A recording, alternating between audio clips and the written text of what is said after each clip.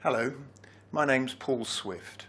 I'm from an organisation called Outside In Pathways. We're a small charity based in London, helping people with complex needs, including autism, to access the great collections of London's museums and galleries and find creative inspiration there.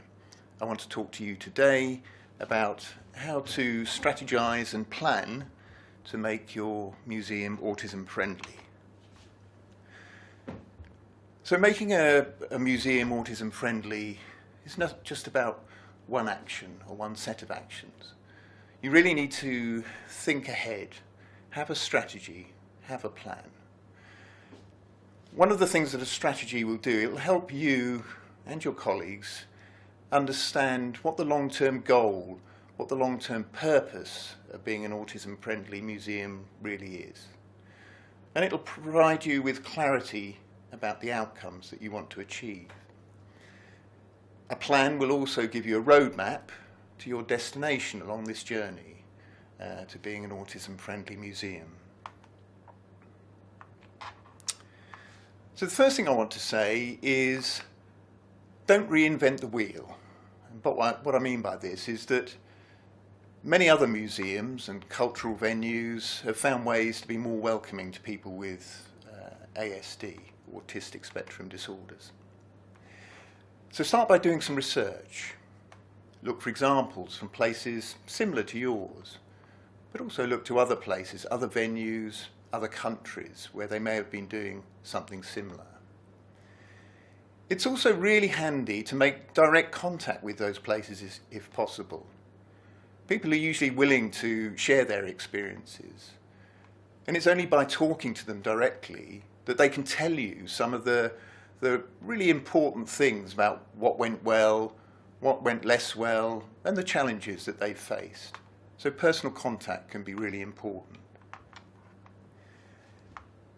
Now this next point, I think of all the points that I'm making today, is the most important.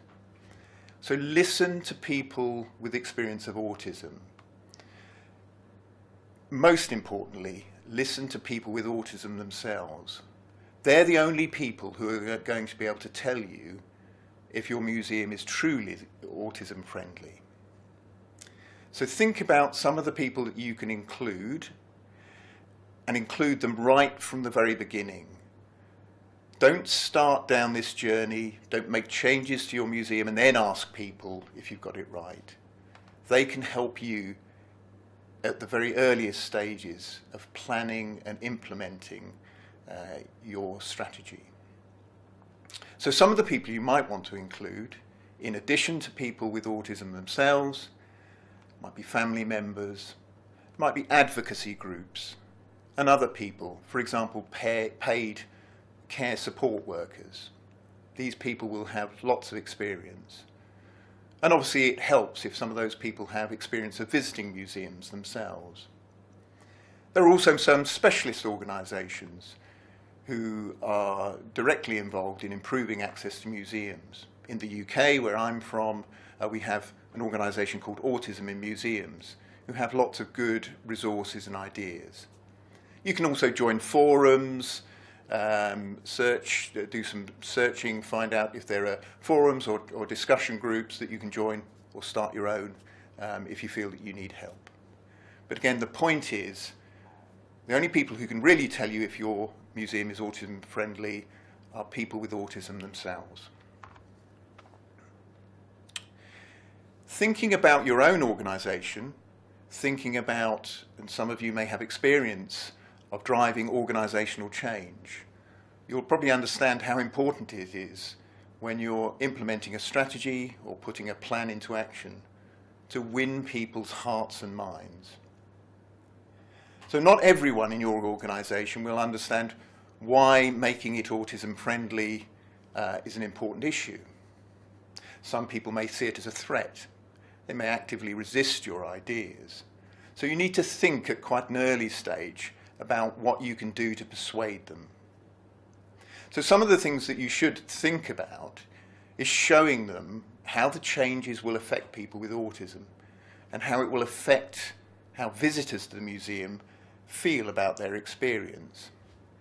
So, for example, in London, some of the museums that have, in our own organisation, who've helped people to access museums, can talk about the way that it improves people's health and well-being, how it just makes their lives better and lighter. There may be a whole number of measures which you can use to show the difference that becoming an autism-friendly museum makes, and how that will then impact upon people in your own organisation, their job satisfaction. Hopefully, we all want to do a job that makes a difference to people's lives. So think about how what you're proposing to do can make a difference to people's lives, and therefore a difference to how people think about their own jobs and their own roles. Above all, listen, of course. People will have genuine concerns, so talk about those concerns and how you can address them. Now, I'm a researcher by trade, so in the past I've been asked to come in and perhaps evaluate a project or an initiative, and usually it's quite late in the day, so it's near the end, because people are interested in finding out whether what they've done has made a difference. But what I always say is build evaluation into your plan, into your strategy from the very start. Evaluation should happen throughout the process of change. And you can combine informal evaluations, asking people how things are going, with some more structured formats, which might be about questionnaires or surveys. But the important thing is building evaluation in from the start will show if you're heading in the right direction and the sorts of adjustments you need to make as you go along. And of course, evaluation ultimately will show whether your plans have worked, whether you've done the things that you wanted to do, and whether they've made a difference to people. Now, one of the things that my colleague Anthony Richards, who's on the board of Outside In Pathways, always talks about from his time at the Science Museum in London was you just need to do it. So we can spend a lot of time on strategies and planning. But the only way to find out if what you're planning is going to work is just to try it, just to do it.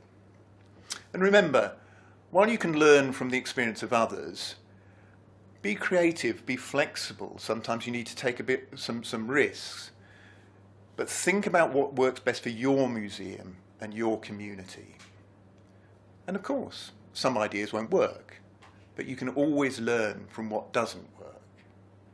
And remember that when they do work, it's very often the best way to show the doubters that change is possible, and also, as I mentioned earlier, that actually it can make a real positive difference to people's lives and to the life of the organisation. So, I just want to finish by suggesting some first steps that you can take to making your museum autism friendly. So firstly, convene a core team to drive the process. This is the team that will help you to develop your strategy and to plan. And as I said, that must include people with autism, people with experience of autism. They are key to the success of this. Write a clear statement of why you want your museum to be autism friendly.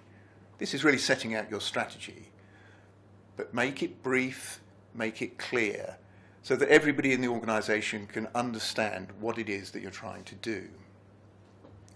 Set out a plan of action. Some of you may be familiar with SMART planning. So think about the changes that you're going to need to make and what you're expecting to achieve. But remember to be realistic. And there's likely to be an issue about affordability. So think about prioritising some actions which are both achievable and affordable.